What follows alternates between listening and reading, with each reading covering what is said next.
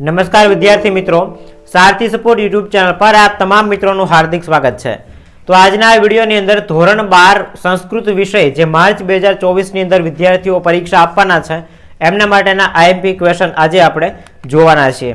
સૌથી પહેલા આજના વિડિયોની અંદર આઈએમપી શ્લોક પૂર્તિની આપણે વાત કરવાના છીએ અને એ શ્લોક પૂર્તિ માત્ર ને માત્ર બીજા ચેપ્ટરમાંથી मतलब કે તમારું જે બીજું પદ્ય છે એ બીજા પદ્યમાંથી શ્લોક પૂછાય છે तो ये बीजा पद्यना आईएमपी श्लोक तमारे तैयार करवाना।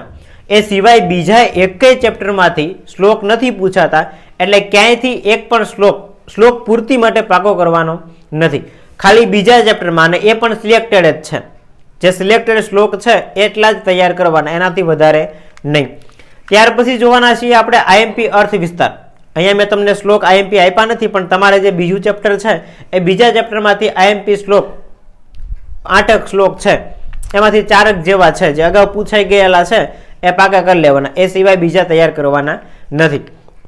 अर्थ विस्तार छे ए पण स्पेसिफिक छे के भाई 8मा नंबरनुं जे पद्य छे ए 8मा नंबरना पद्यमांथी खाली तमारे अर्थ विस्तार पूछाय, बीजा एकेय चेप्टरमांथी अर्थ विस्तार पूछाशे नहीं, एटले बीजा चेप्टरमांथी अर्थ विस्तार तैयार नहीं करवाना। एना पछी गद्यखंड वांची अने तमारे जवाब लखवाना होय, मतलब के एक पेरेग्राफ संस्कृत में आप्यो हशे अने एमांथी जवाब लखवाना हशे। तो ई कया कया चेप्टर मांथी हशे? तो प्रश्न नंबर 25 जे गद्यखंड वांचीने जवाब लखवानो, 11मुं 15मुं अने 16मुं आमांथी एकादो पेरेग्राफ तमने आप्यो हशे। त्यारबाद वाक्य कोण बोले छे ए लखवानुं होय छे। 32 नंबरनो क्वेश्चन छे ए 13, 14, 18 अने 20 नंबरना चेप्टरमांथी आवशे। हवे आईएमपी अर्थ विस्तार की बात करिए तो अर्थ विस्तार तमने टोटल 3 मार्क नी अंदर पूछाशे। तो ये 3 मार्क नी अंदर जे अर्थ विस्तार पूछाय छे एना अहींया आईएमपी श्लोक तमने मैं खाली आप्या छे, एना जवाब तमे नवनीत में के कोई बीजा साहित्य में अपेक्षित में ए कोई साहित्य मांथी तमे मेळवी शकशो। प्रश्न क्रमांक 38 अर्थ विस्तार नो छे 3 मार्क्स नी अंदर। अहींया एक श्लोक आपेलो छे, कृषकाये कृषि कृत्वा धान्यम यच्छन्ति स्वेच्छया उपकुर्वन्ति जीवेभ्य तस्मात् रूपम तएवमे। 8 नंबरना चेप्टरनो प्रश्न है कि भाई खेडूतो छे ए खेती करे छे अने धान्य उत्पन्न करे छे अने लोको उपर जीवो उपर उपकार करे छे, ए मारुं जे स्वरूप जाणवुं आवो एनो भावार्थ थाय। तो आ जे श्लोक तमने आपेलो छे आ श्लोकनो तमारे अर्थ विस्तार लखवानो। त्यारबाद व्याधिनाशे सदा दक्षा भीषजः स्वास्थ्य रक्षकाः। आखो जे अहींया श्लोक तमने आपेलो छे आ आखो श्लोक तमारे अर्थ विस्तार साथे लखवानो। अत्यारे आपणे श्लोक बधा वांचता नथी, तमने अहींया टूंकमां कही दो के एना पछी आपेलो छे विद्यादाने सदा रक्ते संस्कार चेसने तथा शिक्षयन्ति समाजम ए तस्मात् रूप तएवमे। कहे छे के भाई जे सदाय शिक्षण अने संस्कारनुं सिंचन करवानी अंदर रच्या पच्या रहे छे अने समाजने शिक्षित करे छे एवा शिक्षको मारुं ज रूप छे आवुं जाणवुं, आनो भावार्थ एवो थाय। अने ए भावार्थ लख्या पछी तमारे एनो अर्थ विस्तार करवानो छे। त्यार पछी नाहम वैकुंठ राजोस्मी कैलासाधिपति आखो जे श्लोक तमने आपेलो छे ए श्लोक एक अर्थ विस्तार तमारे करवानो थशे। पछी अहमीव विना भेदम ए आखो जे श्लोक छे एक श्लोक रहेशे। पछी आविष्कारम नवम कृत्वा दुखम परिहरन्ति आ जे श्लोक तमने आप्यो छे एनो पण तमारे अर्थ विस्तार करवानो रहेशे। तो आ 5 के 6 जेटला तमने आईएमपी अर्थ विस्तार आपेला छे, आ 5 के 6 अर्थ विस्तार तमे कर नाखो एटले आमांथी 3 मार्कनुं तमारुं कवर थई गयुं। आ सिवाय बीजी कोई जग्याए फाफा मारवानी जरूर नहीं। कोई एक जग्या पकड़ो अने ए एक जग्याएथी जे आईएमपी क्वेश्चन तमने आपवामां आवे छे एटला खाली तैयार करो, केम के हवे आपणी पासे वधारे समय नहीं। आम गणो ने तो आज 25 तारीख थई गई, तमे आज विडियो अत्यारे जोवो छो 25 तारीख थई गई, विडियो ज्यारे शूट थाय छे त्यारे कदाच 26 तारीखे तमारी सुधी पहोंची जाय। तो आ महीनाना 4-5 दिवस अने 10 दिवस मार्च महीनाना 15 दिवस जेटलो समय तमारी पासे छे, एटले खोटું कोई जग्याए साहित्य भेगुं करवानुं नथी। मटीरियल भेगुं करवा करता बेटर छे के भाई जे तमने आवडे छे, जे टूंकमां पते एवुं छे अने जे हेलुं छे अने जे परीक्षा लक्षी छे आटलुं तमे तैयार करो ने तो मार्के वधारे आवे। अने बीजी वस्तु के भाई जे परीक्षा लक्षी छे ए पूछाय वधारे। आखी पाठ्यपुस्तक अत्यारे करवानो समय आपणी पासे नथी, एटले आ 6 श्लोक जे तमने आप्या आ 6 श्लोकनुं अर्थ विस्तार पाका कर नाखो एटले बधुं 3 मार्कनुं थई गयुं।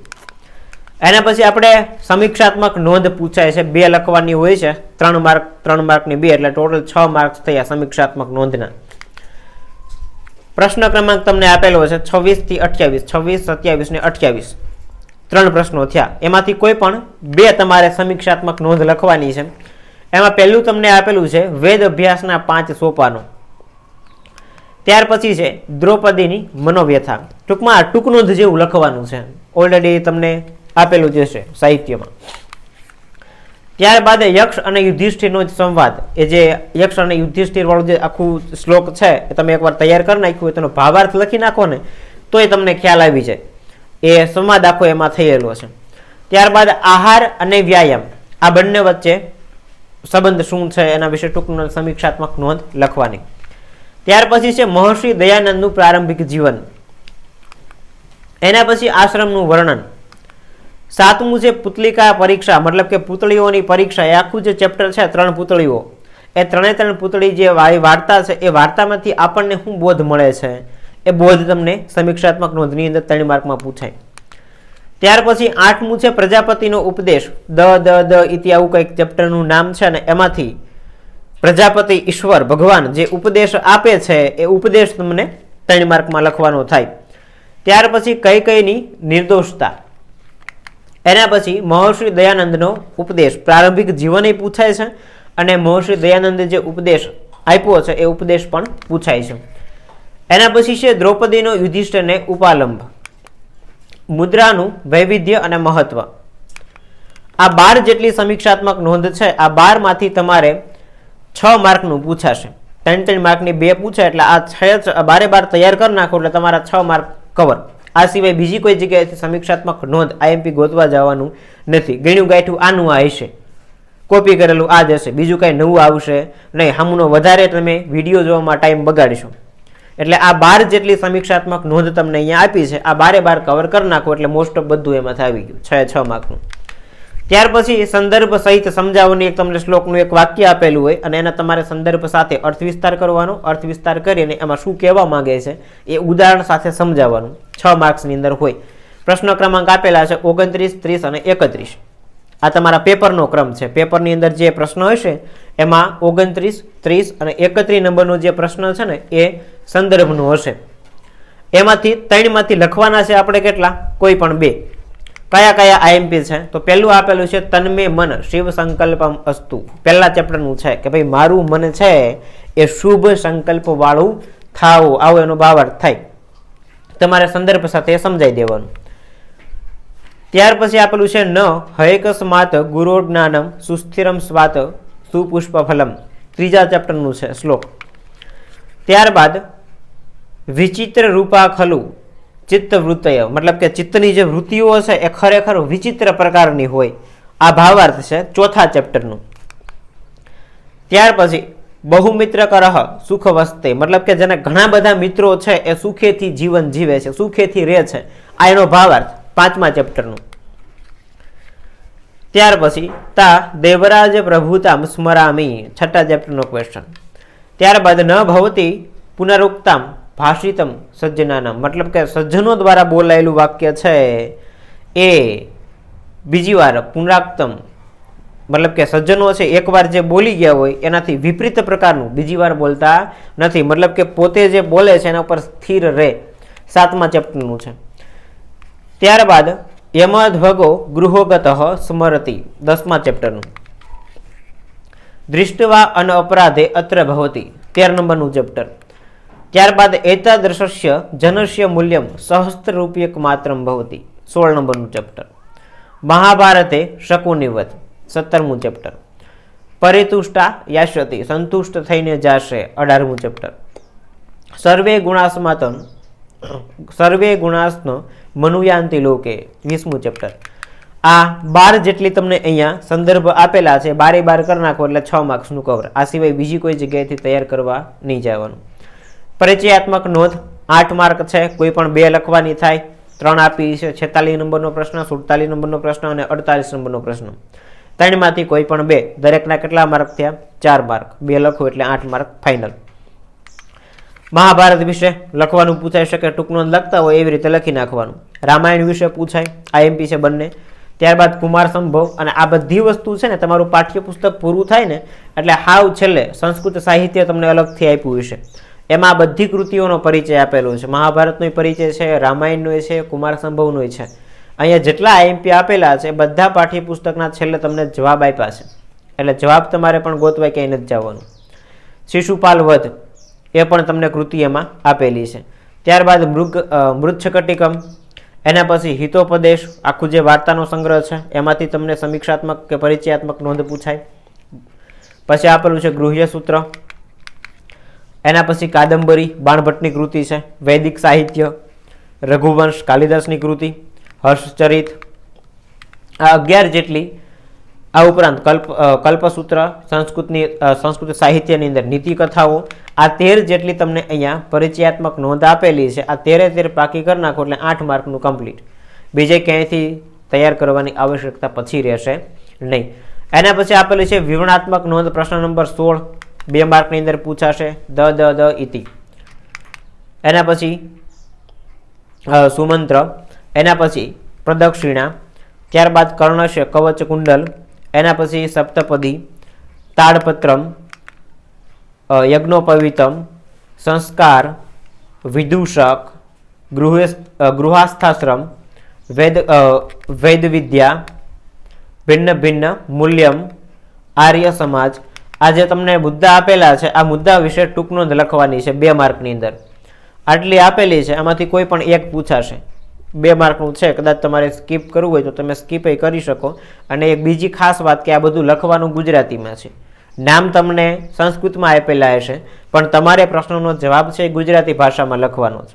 એટલે જે પાઠનો ભાવાર્થ કે સારાંશ તમને આવડતું એ પણ તમે લખી નાખો તો એ વાંધો આવે નહીં. એના પછી આઈએમપી શ્લોક પૂર્તિ મેં તમને શરૂઆતની અંદર કીધું હતું કે ભાઈ બીજા ચેપ્ટરમાંથી પૂછાય છે અને એના 3 માર્ક છે. અને પ્રશ્ન નંબર 6, યથા કાષ્ઠમયો, ન્યાથી લઈ અને નામધારક ન્યા પૂરો થાય છે શ્લોક. એના પછી વેદ સ્વીકારણ, ત્યાંથી ચાલુ થાય છે, હિ પંચદા ન્યા પૂર્ણ થાય. એના પછી સર્વે પરવશમ શ્લોકની સ્ટાર્ટિંગ છે, પછી સુખ દુઃખયો એન્ડિંગ. એના પછી આચરાત અને લક્ષણમ એ આખો શ્લોક તમને આપેલો છે, યથાન્નમ મધુ મહતો.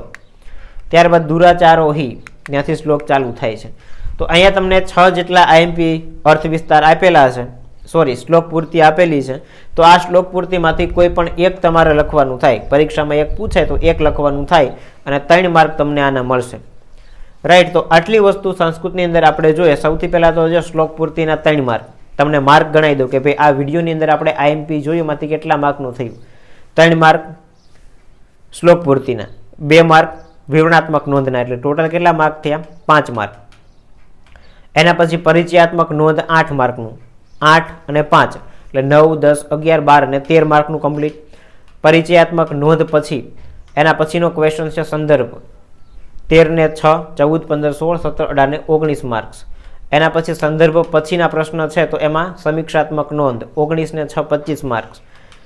સમીક્ષાત્મક નોંધ પછી અર્થ વિસ્તાર 3 માર્ક, 28 માર્ક્સ થયા.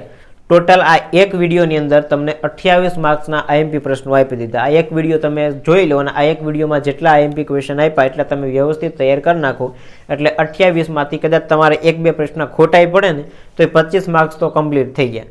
25% પેપર આખું અહીંયાથી કવર થઈ ગયું. અને બીજા વિડીયો આઈએમપી છે એ પણ આપણે હમણાં ટૂંક સમયમાં મૂકવાના છે ચેનલ ઉપર.